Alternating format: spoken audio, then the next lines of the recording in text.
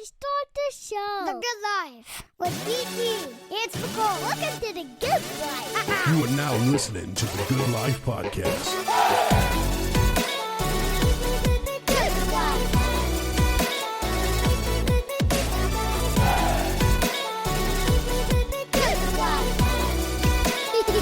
These boys are crazy. You are now listening to the Good Life Podcast. Good Life. What? A Good Life. Hey, welcome to the Good Life Podcast. It's David Taylor here. And Spicoli, what's popping? What up, dude? Yo, man, we got shit, man. This is probably a surprise guest. I'm shocked he's coming on, man. This is probably been one of my favorite, most recent artists, man. Today we got our boy Sueco on, man.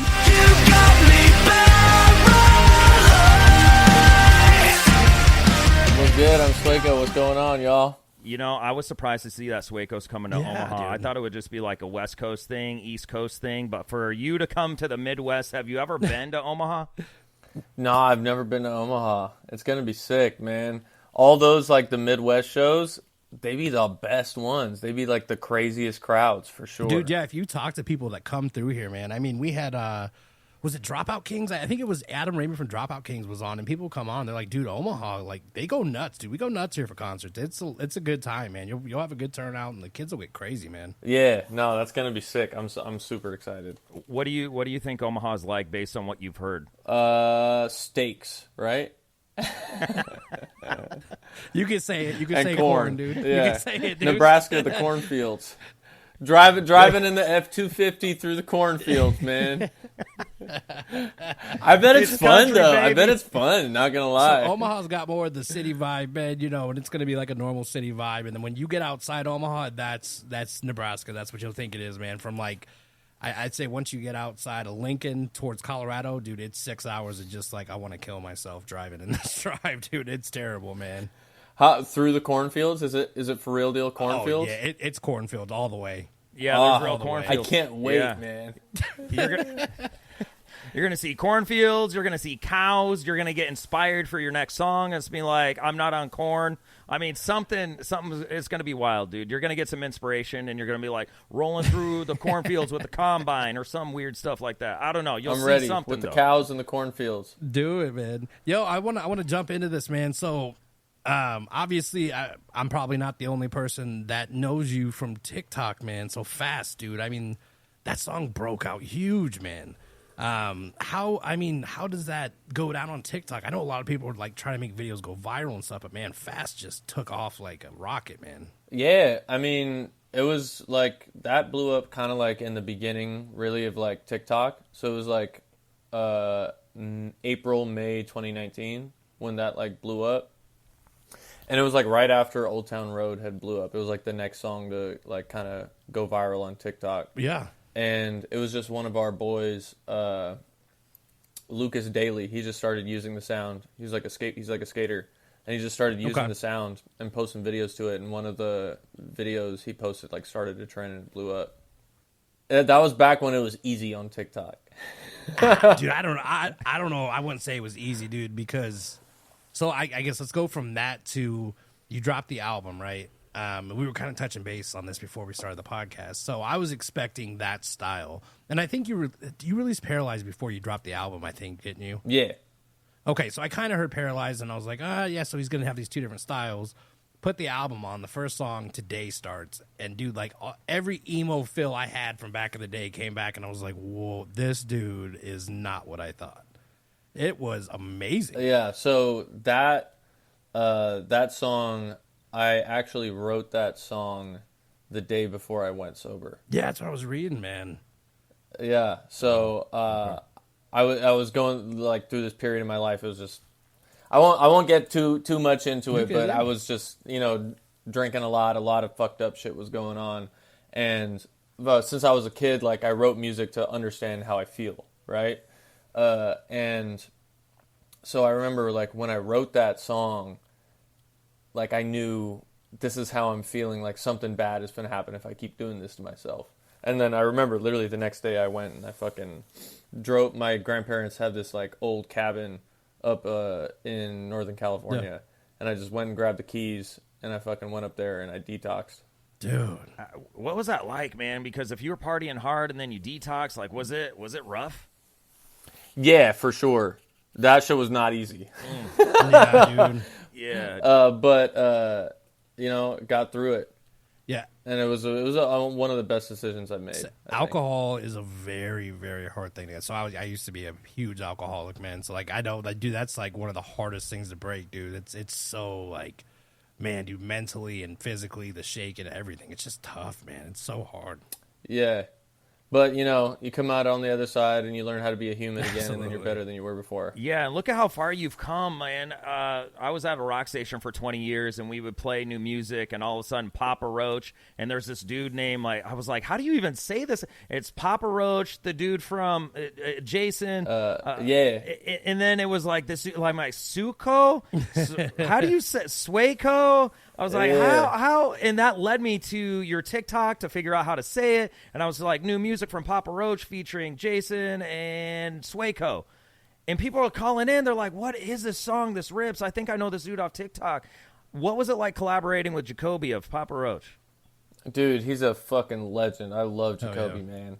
It's funny. He's been like one of the kind of like older, like kind of like legendary kind of figures to be like really like almost like a mentor, like kind of helping me out with shit, just giving me like advice and shit. He's such a cool dude. I love him. Yeah, dude. As you collaborated with some super cool people, and I'm going to assume that you probably have a pop punk emo background that you like. Listen to the album. Am I correct in that or no? Am I incorrect? Yeah, like I grew up in LA, right?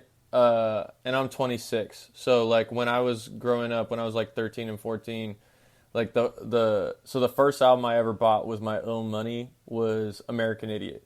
There you go. Nice. And then it was like the second one was Carter 3, Lil Wayne. So it's like literally my entire like childhood, like growing up, it was like listening to rock music and like with my friends listening to like hardcore, metalcore, all that type of shit. And then everyone around me in LA, everyone was always listening to rap, and I loved that shit. So it was just kind of those two things ever since I was a kid. The reason I ask, man, is because you get to work with one of the coolest dudes, and John Feldman, dude. I mean, he has just brought out some of the coolest artists, and you get to work with him. What's that like working with him, man? He's a machine for sure. He's super cool. No, it'll be crazy. He drinks more caffeine, like more coffee than anyone I've ever met in my life. And we'll go into the studio and he'll be just so geeked up on caffeine. And he just moves at lightning speed on everything. He'll have like the demo done in like 30 minutes. I'm like, holy shit, how does he even do it this You know fast? what I love about him, dude, is if I've seen Goldfinger so many times live, dude, and they'll let kids come on stage, and dude, they don't care. They just want to have a big party. It's so awesome, dude, watching them live. And I've seen some of your live stuff, and I think you kind of picked that up from him a little bit, because your live shows get pretty rowdy too, man. Yeah, no, I think it's just come like when I was like a kid, I was like I started playing drums. That was like my first instrument.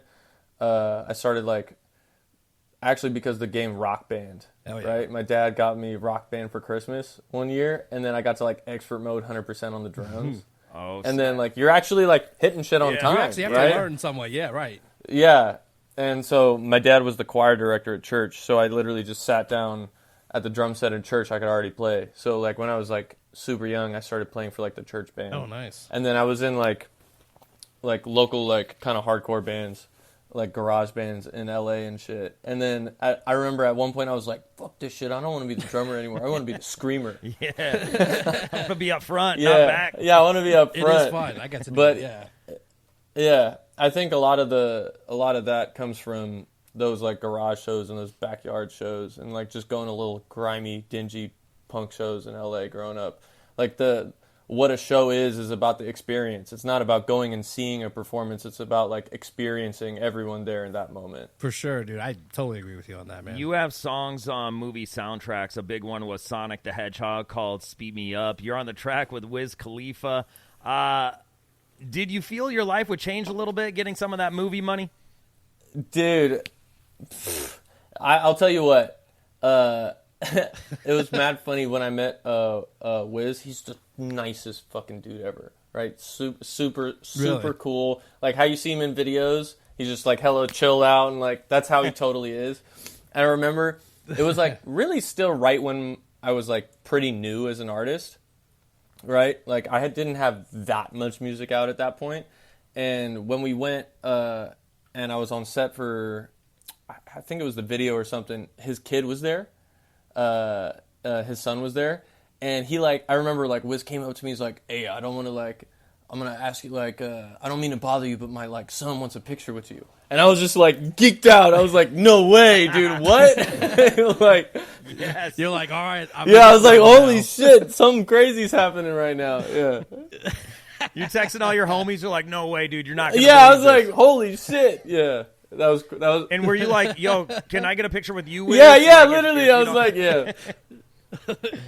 Yeah, man, I'd be flexing that on the gram. I'd be like, dude, you won't believe this. I'm on a song with Wiz Khalifa. Dude, my kid, like, I have a 6-year-old, and my kid loves Sonic, and he's singing that song when that came out. I'm like, no way, dude. And, like, everything just comes full circle, and I never would have thought, like, associated with, like, that song and my kid dancing to it and loving Sonic and then talking to you. I mean, what a moment. That's super rad. Yeah. Right. That was fun. I mean, you've worked with tons of people. Who's, like, on your list, man? Like, who do you want to work with coming up that you haven't worked with yet? One of my favorite artists, a couple of my favorite artists, obviously Green Day. So like some with like Billy Joe would be crazy. And then my favorite rapper of all time is Kendrick.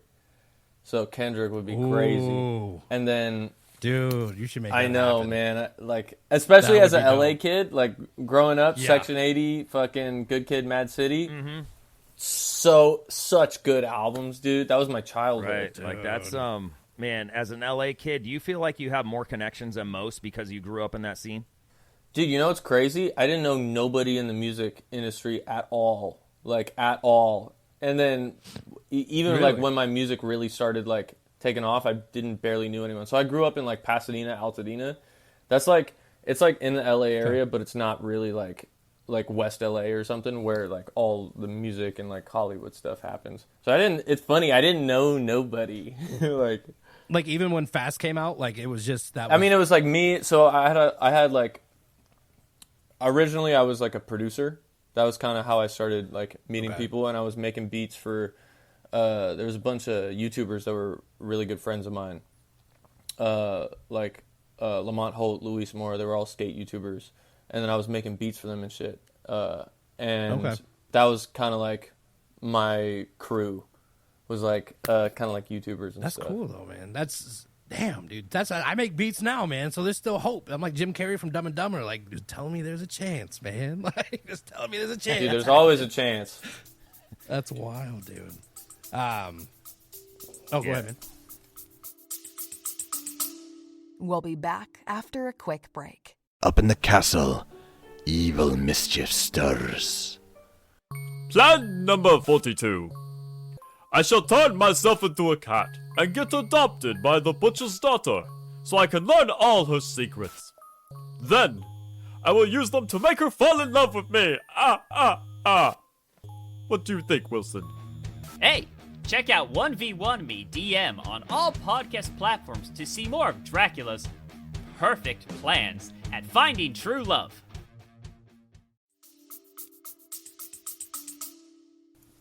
Oh, I was thinking about like some of the songs, like how your lyrics touch on personal experiences and emotions. Today, Hate You, some very emotionally charged songs. Is there a particular message or feeling that you hope, like, when people rock your music, that kind of come out of them? Well, like this last album, it was fun while it lasted. As a whole, like the feeling that I wanted to kind of leave people with is that no matter what the dark thing is that's going on, there is that hope at the end of the tunnel, and you can get there.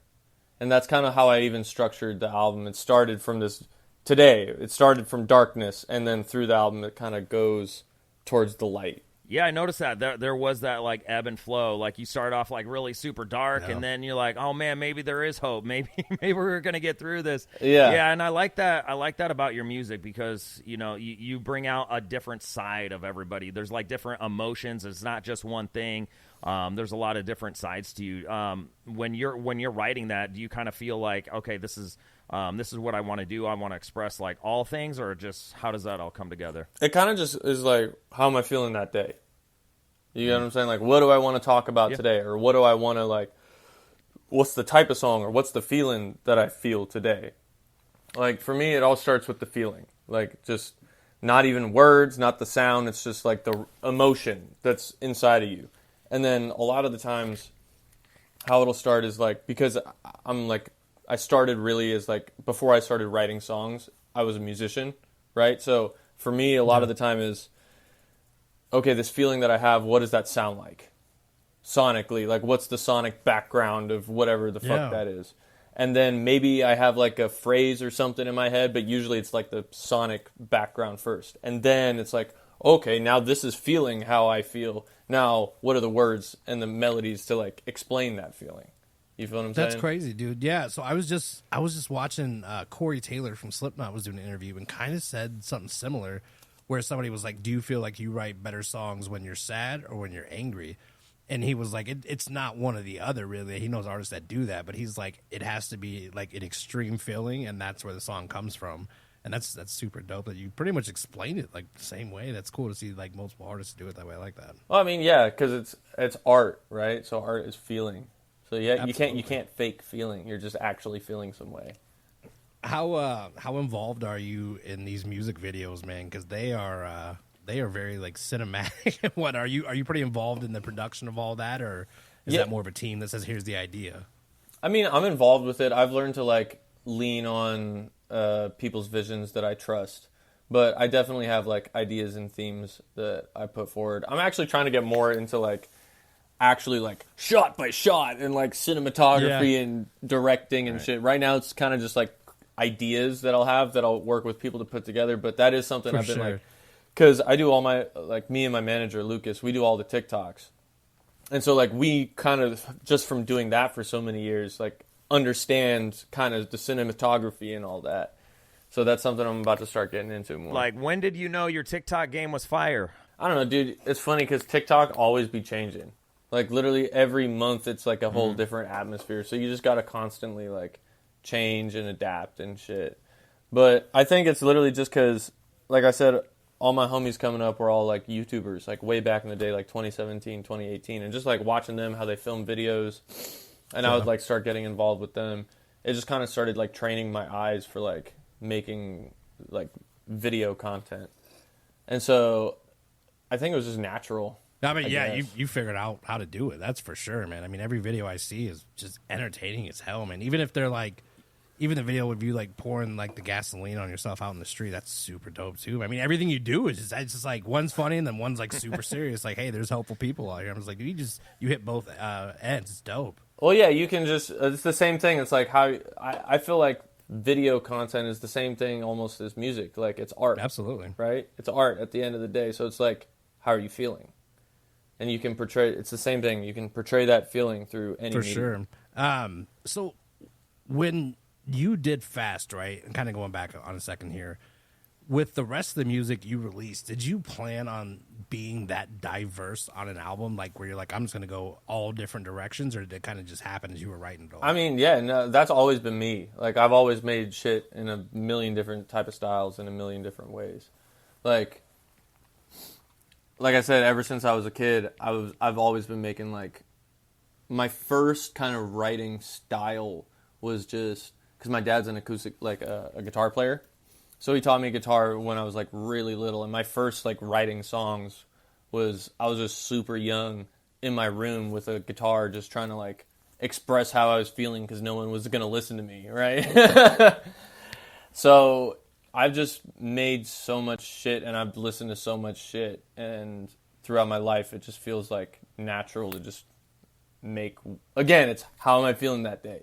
That's what's going to happen. Right, and it's so much more fun listening to that kind of an album, though, man, because you get so many different genres, man, just mixed in, dude. And it's like, you don't have to skip a song. It's like, it's not all just this one way, man. It's so fun to listen to it.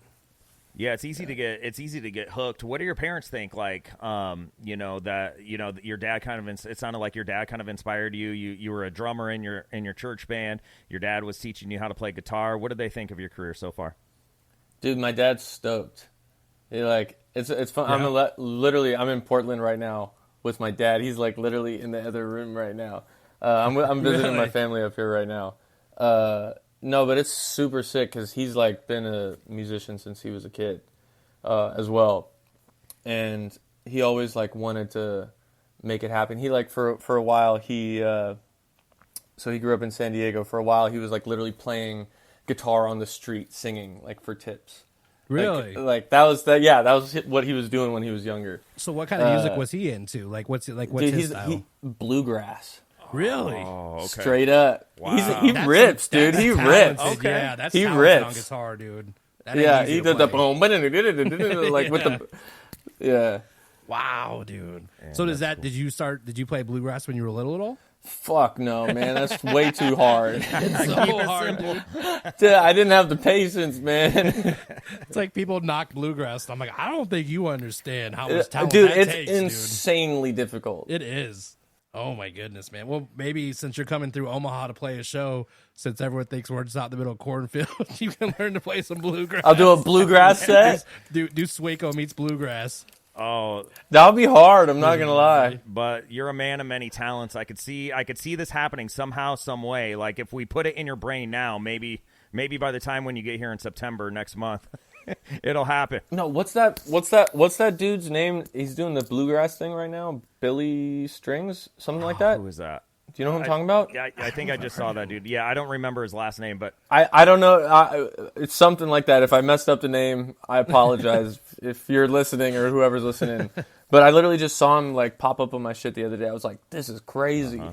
He was playing Lollapalooza, like main stage, just ripping. I was like, this is hard. Yeah, dude, it's tricky, and if you can figure it out, man, damn, it's like mesmerizing too, watching that kind of stuff and like listening to it, and it's just different sounds, and it's pretty cool. So when you're here in September, for those who have never seen a Sueco live show, what can they expect? Pandemonium. Expect to. You might even meet your future ex-wife. Oh, who knows? Or ex-husband. There it is. Or person, whatever. I'm stoked you're coming through, man, because I'm big on this, man. One of my big things I do, and I've done this since probably the beginning of YouTube. If there's an artist I really like, I go watch them live to see if it's worth my time to go. And I'm just weird about it, man.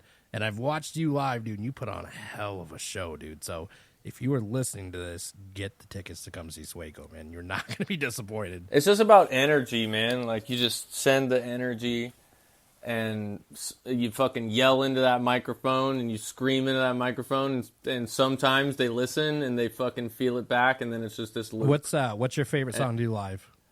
I got to ask. One of your favorites. Say one of them, because I know it's hard to pin down. It's funny, because, like, most of the shows, like, literally everyone's singing, like, every word. And, it's so crazy. Like, even the album tracks that really are not that big, they're just, like, screaming every word. It's so crazy to me.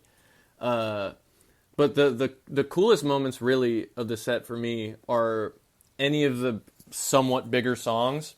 And there'll be moments where I just fucking, like, I'm not even singing. I just go. And just let the crowd take over. And they're just, like, they just are singing every single fucking part. And it's that I want everyone to be involved. This is not, the show is not for me. It's for everyone.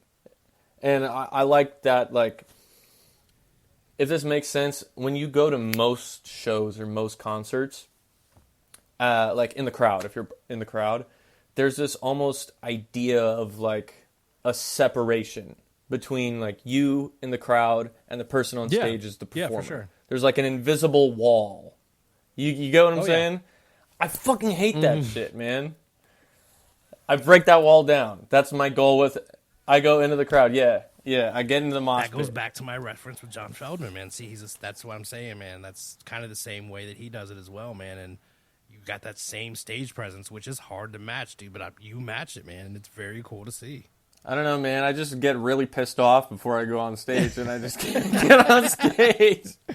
But you know what I picture, though? if you've ever seen 21 Pilots, if you've ever seen Blink 182, if you've ever seen Green Day live, I mean, everybody knows every lyric to every song, and they just turn the microphone around, and you don't even have to sing. They can just sing every word, and that's how catchy your songs are, and that's how people like connect with your music, man. They love it. They listen to it. sure. They study it, and then when you go see Sueco live, that's what it is. People are singing along to every word. I mean, when those first notes to Paralyze hit, does it just erupt? Oh yeah, motherfuckers lose their mind.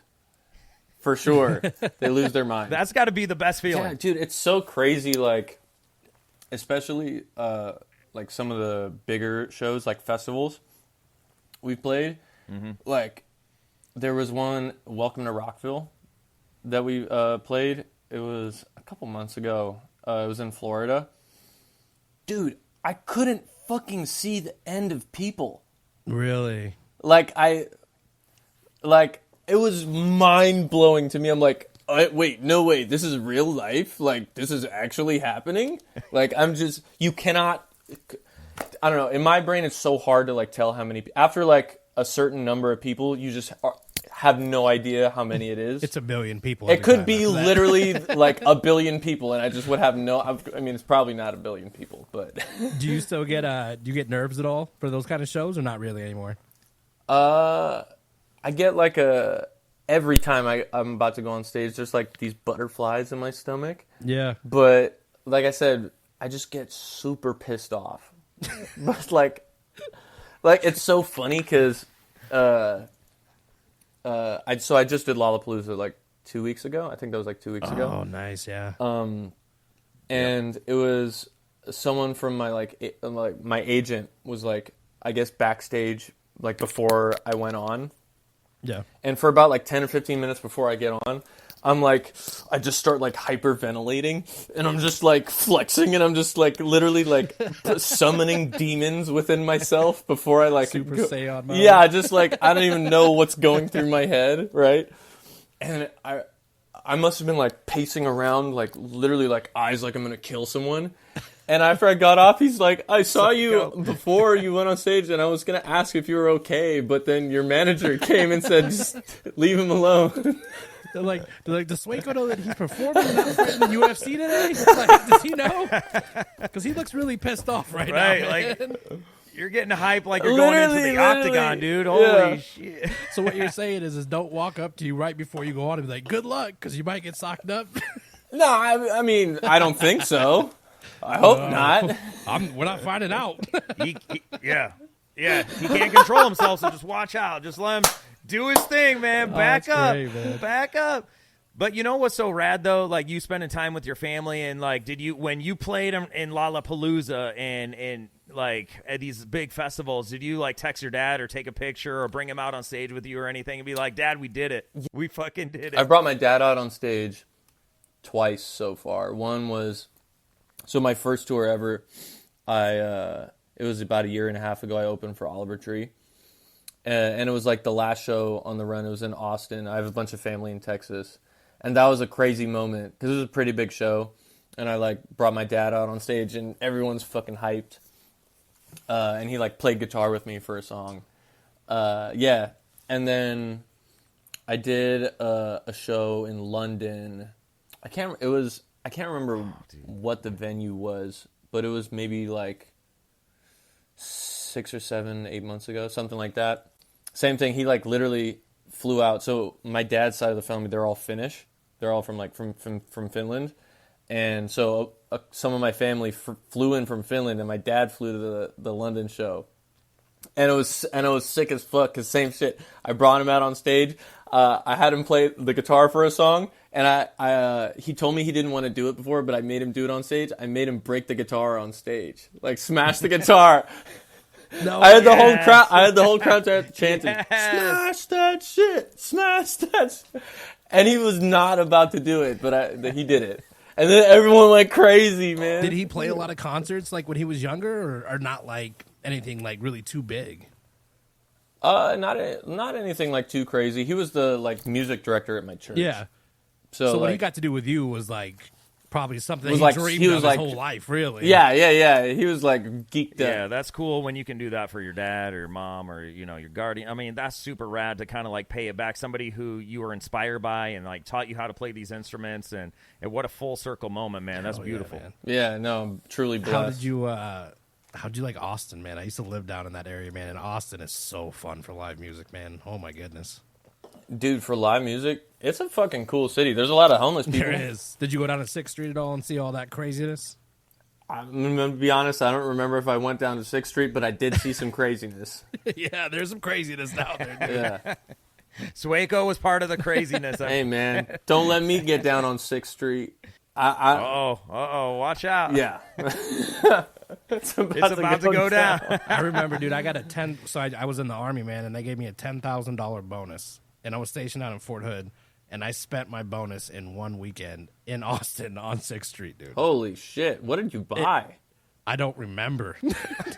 Yeah, dude, what it's did you buy? just bars, dude. It's just all the way upstate. Dude, it's crazy. It's the most insane thing I've ever seen. Like, emos is there, and emos is just like this huge staple in the music industry down there, man. It's awesome. Were you the one guy like in the like TV shows and movies where he walks in and he's like, "Rounds on me for everyone." It's like Dude, type shit. Dude, yeah, Like- dude, I bought a bottle of Cristal. Yep. Like, I'm not kidding. Dude. Oh, yeah, I was you were what? balling. I was That's David, man. No, dude, I thought I was until I got Yep. the bill, and I was like, dude, this Cristal tastes like juice. Like, why do people buy this, man? It was so dumb.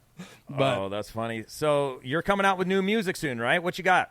Yeah, the next two songs, Yours and I Don't Do Cocaine. Those are the next two songs. I'm actually saying that. That's the first time I'm ever saying that. So Really? it's, yeah. So Oh, you heard it here exclusive. first. when are That's those coming out? Mid-September, and then it looks like November for the next one. Nice, dude. We're still finalizing, but yeah, we'll see. Bro. That's exciting. So Man. what's the album called? Do we know? I don't have a title for it yet. We're working on it right now. I think he knows. He just doesn't want to spill the beans yet. Look at his face. Look at his face. His face says he knows, but he can't say yet. I can't. There's no name for it yet. But we'll ask him when he comes. When he comes to the concert, we'll re-ask him and see if he can tell us then. I'll Are think you gonna about play it. those two new songs? Okay. Yeah, you play. Are you gonna play those new songs live? I'm thinking about it. Maybe make a little special secret surprise for the There you people go. that come to the shows. Yeah, dude. Omaha, I mean, they just need to get a taste. They need to get a taste. They need to see you live. I think this is so yeah, this is officially your first time in Omaha performing, and you're just going to bring out that mad rage. You're going to get really pissed off, the look in your eyes, and it's just going to be it's going to be a and we're banger. gonna go out and it's gonna be fucking pandemonium. Do me and Spicoli have permission to come see you backstage before you go on to see this rage? I want to see what you're talking about. Yeah, only if you promise me that during the show you're gonna jump onto you're gonna get on stage and fucking crowd surf, like jump off the stage. Deal. Yeah, game Done. on. Let's do it. Deal. All right, Gotcha. cool. That's a deal, man. Hopefully Dude, they catch you. seriously. I'm kind of a big Yeah, I dude, don't man. know. I'm Dave's gonna kinda- squash some people, bro. But I promise, man. Yeah, I promise. I'll do it. I don't care. What song would be the I'm best 38, Sueco man, song to so do it's it? gonna hurt. To do it too. Yeah. I'm gonna do it during Loser, probably. I'm just gonna be straight up with you. Fuck it. Do it Do during then. then. Loser, bro. Love that song. That's my jam, bro. Do it then. Or dude, yeah. And then I'll ask you one more question, man. We'll get you out of here. So I've been talking to people. I'm like, yeah, man, we got Sueco coming on, and they all know the POS song. Like, and I was like, that's the song you know by him. Like, that's the big one. They're like, yeah. And I was like, that's dope, dude. Like, he's just progressing. Dude, that song is so good. You just keep getting better and better, man. Trying, man, what's just evolving. Jesus, dude. That is so cool, man. It's such a good song. Yeah, I made that one with Mike Shinoda. Oh, He's No a fucking way. he's such a cool dude, man. How did you get lined up with Mike Shinoda? So my main producer Colin Britton is like doing a lot of stuff with Mike, and that's how we linked up. Dude, Mike's such a cool dude. It's funny, like he's such like a humble, like normal person.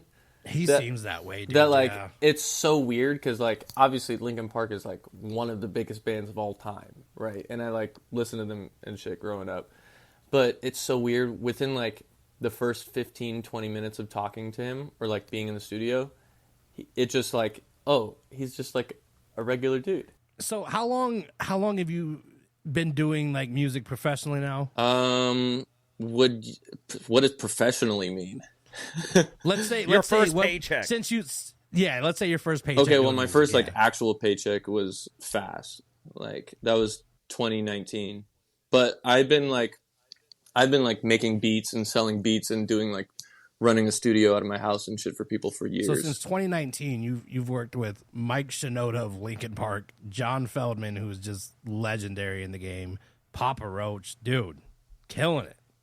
Oh my God, they're cool people, man. I'm just blessed. I'm just blessed to be working with legends. Hey, honest question: who can drum better, Travis Barker or you? Maybe if I was in my prime.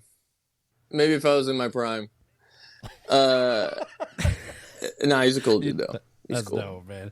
Hey, man, we'll let you get out of here, man. We really do appreciate you coming on, man. We're stoked to see you live here in Omaha, man, as I'm sure it's going to be a huge turnout, man. It's going to be a great time, dude. Yeah, no, it's going to be sick. I appreciate you guys. Bro. Sueco, September 23rd at the Slowdown. It's going to rip. Let's fucking go! Until the midnight hour.